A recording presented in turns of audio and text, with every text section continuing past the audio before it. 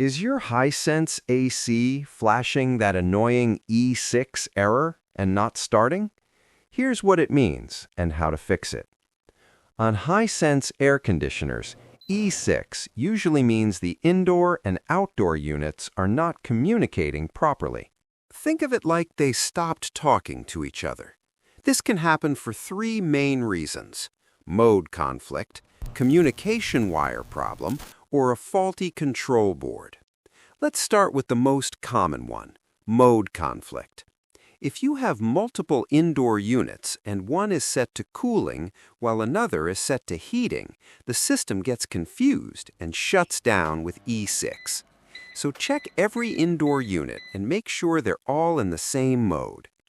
Next step, reset the system. Turn off the AC completely from the breaker. Wait about 10 minutes. This forces both units to restart and sync properly.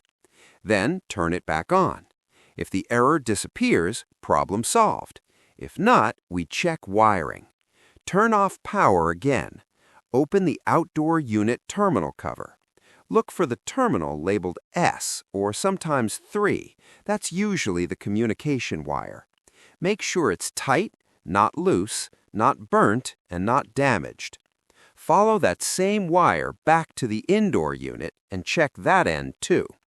Also, inspect the outdoor PCB fuse. If it's blown, replace it with the same type and rating.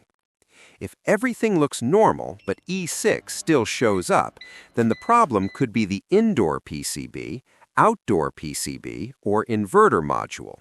At that point, professional repair is needed.